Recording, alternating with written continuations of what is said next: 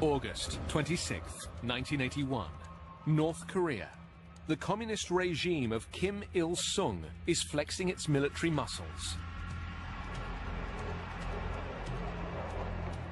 Fearing an invasion of the democratic South, the West desperately needs intelligence. We had to understand what is happening with the North Korean order of battle. What is their intention? Where are their forces? What are they up to? What are they doing? And there was only one system that could furnish that information, and it was the SR-71. 17 years after its first flight.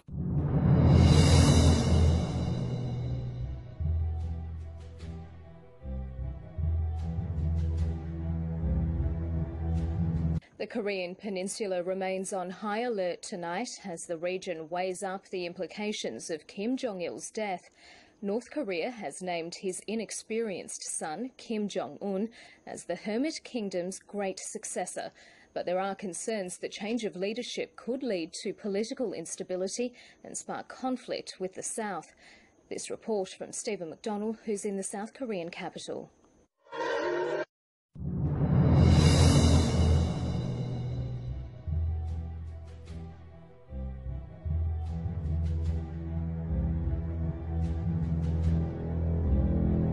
Now to a big headline overseas. Reports that the North Korean leader's half-brother was killed in a planned attack. ABC's Matt Gutman joins us now from London with the latest. Good morning, Matt. Hey, good morning, Michael. We've just learned that investigators in Malaysia have arrested a suspected female secret agent in this James Bond-style hit right in the middle of a busy airport. At least one, possibly two female assassins using a fast-acting poison to kill the former heir apparent to the North Korean regime. This morning, a suspected female assassin arrested in the brazen poisoning of the heavyset half-brother of North Korea's dictator, Kim Jong-un. Police saying CCTV led them to the femme fatale, a 28-year-old Vietnamese woman local media say is this person in that LOL t-shirt. Police say she was alone at the time of the arrest. Malaysian police adding a 46-year-old North Korean male who sought initial medical assistance at the Kuala Lumpur International Airport died en route to the hospital. It was Kim Jong-nam, the half-brother of North Korean despot Kim Jong-un. Kim awaiting a flight to his home in China when a woman came from behind and covered his face with a cloth laced with a liquid.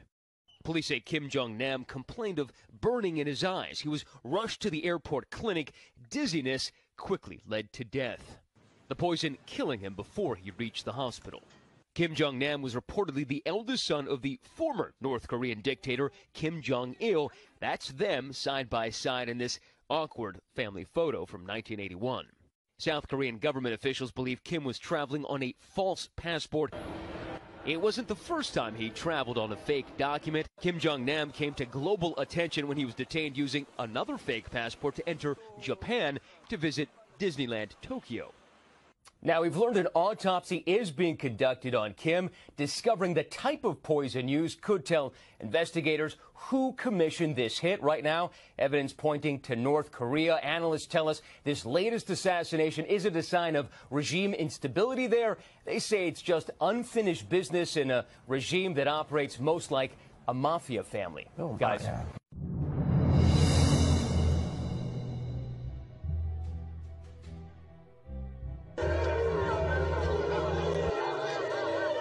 North Korean television is showing image after image of people wailing in the streets. The passing of leader Kim Jong-il has left the entire country, it seems, barely able to control themselves. Even in death, the so-called dear leader is being managed by the propaganda machine. This is apparently the last photo of Kim Jong-il alive. A special broadcast declared that foreign delegations would not be present at Kim Jong-il's main funeral ceremony.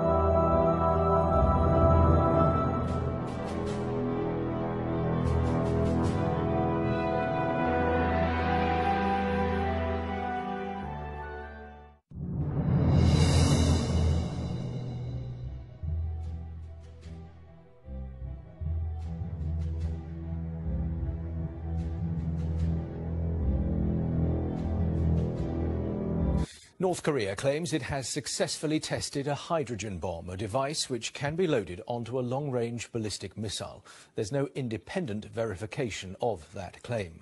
South Korea and Japan say it was a nuclear test 10 times more powerful than the previous attempt by Pyongyang.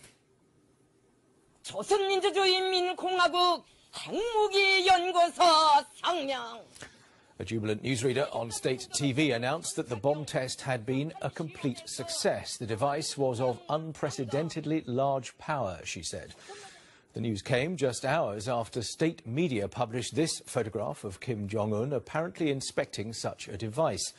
The test comes against a backdrop of heightened tension in the region following multiple missile launches by North Korea, the last one conducted less than a week ago. Earlier, seismologists detected a powerful tremor measuring 6.3 near the North's main testing site at Punggye. Well, let's talk now to Lassina Zerbo from the Comprehensive Test Ban Treaty Organisation. Good morning to you. What do you see as the significance of this? Good morning. I think at 3:30 this morning, as you mentioned, our international monitoring system of station detected a significant event much larger than the previous announced and declared DPRK test. And this is clearly an indication that the program is going increasingly serious and that the international community needs to come up pretty soon with a solution.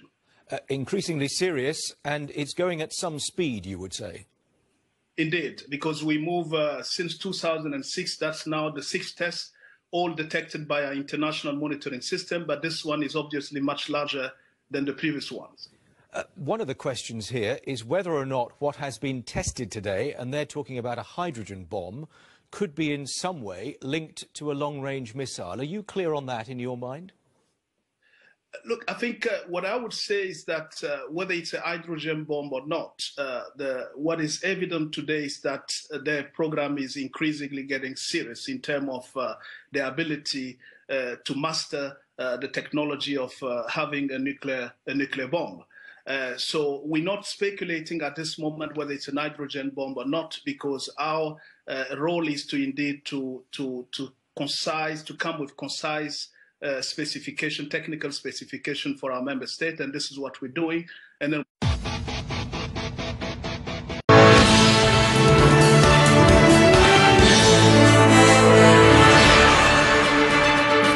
All right, good morning, everyone. I'm John Berman. And I'm Poppy Harlow. Insults and threats flying back and forth between the U.S. leader and the North Korean dictator. This morning, President Trump throwing the latest punch. Just a few hours ago, he wrote, Kim Jong-un of North Korea, who is obviously a madman who doesn't mind starving or killing his own people, will be tested like never before. This warning came just hours after Kim lashed out at the president, calling him a mentally deranged person, saying he would pay dearly for his UN speech, and then sent everyone racing to their dictionaries, calling the president a dotard.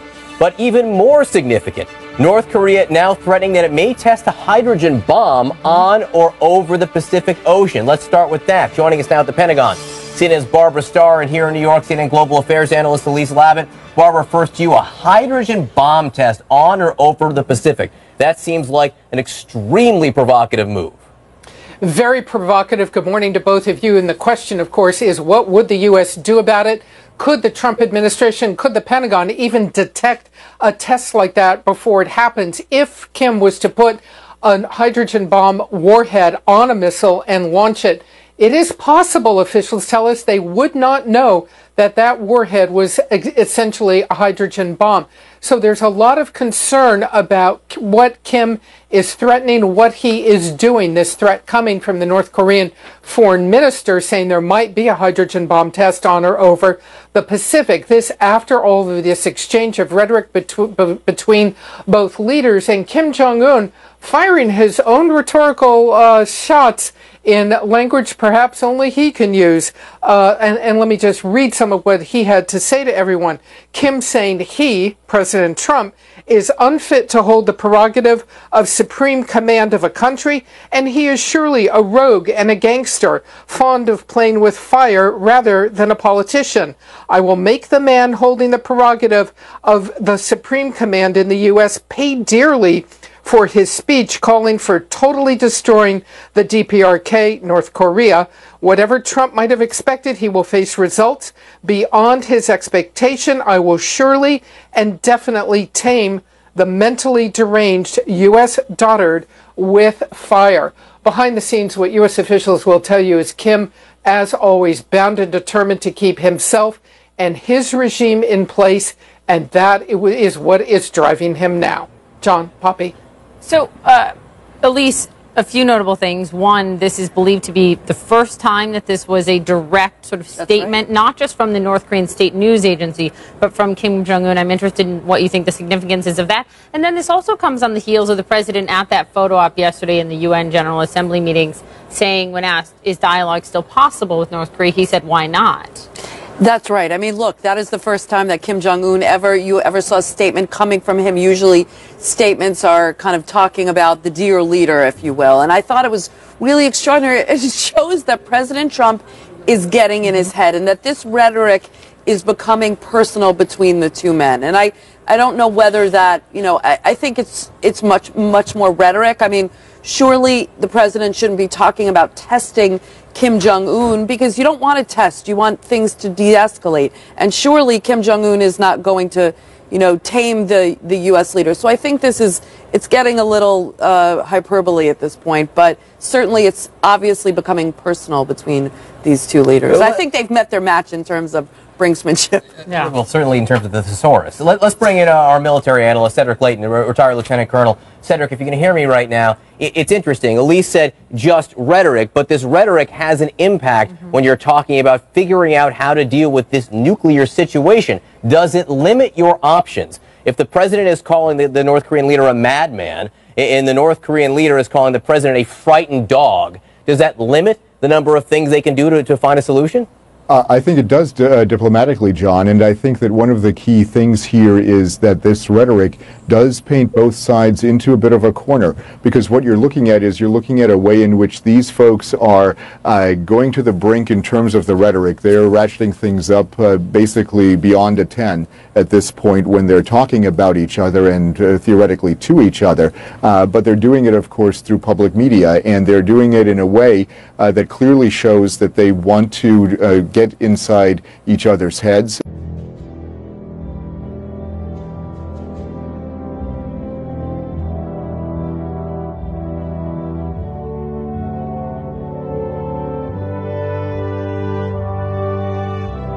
They want to actually probably develop something that allows them to work political positions for their own domestic consumption, and both have domestic constituencies. So that is something that I think is really serious in this case, because I think it increases the risk of a miscalculation, and that to me is the most dangerous part. So Barbara Starr at the Pentagon, what predicament, situation, position does all of this rhetoric back and forth put General Mattis in? Well, Defense Secretary Mattis is very much verbally, at least, focusing on diplomacy and saying that the State Department really will continue to lead on the diplomatic front, on the sanctions front that we've seen with the Treasury Department. Mattis has long said that conflict with North Korea would be a disaster, a catastrophe, the likes of which the world hasn't seen in decades. That does not mean that there are not military options, that as they see this rhetoric, they continue to recalibrate the military options. But the big problem remains.